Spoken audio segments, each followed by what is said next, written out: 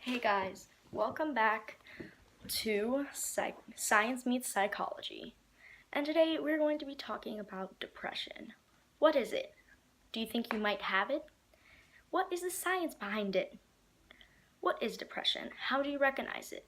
Depression is characterized by feelings of sadness or emptiness, change in appetite, change in weight without diet, changes in sleep patterns, fatigue, irritability, feelings of worthlessness, and low self-esteem.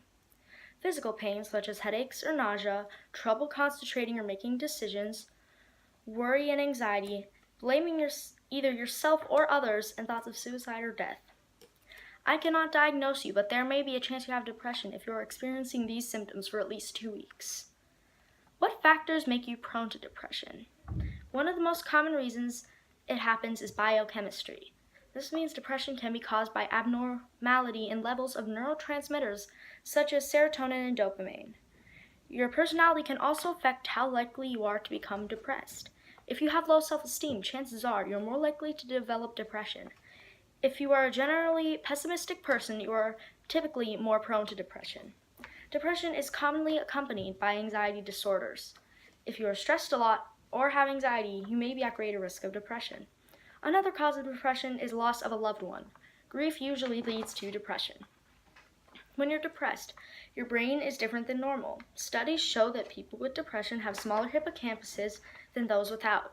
The longer you are depressed, the smaller it gets. Lack of serotonin and other neurotransmitters that make you happy can be a sign of depression.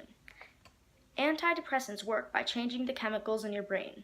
They work by blocking receptors so more of the chemical reaches another axon, or help the brain produce more of those positive chemicals. Depression can also be characterized by a vitamin D deficiency. Therefore, taking vitamin supplements can be a good idea, but be sure to consult your doctor first. What is the difference between depression and just feeling sad? Sure, we all feel down at times, but that does not mean we have depression.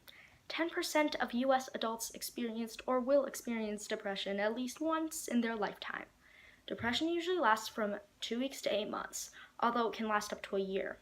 If it lasts at least 2 years, then it might be PDD, which we'll talk about in another video. Most people only have 1 to 2 episodes of depression in their lifetime, but people with clinical depression have more. Do you think you might be depressed? Be sure to check out my other videos, like how to cope with depression and the symptoms of depression, funny version, coming soon. And click subscribe to load your brain cells with more information. Until next time, Science Meets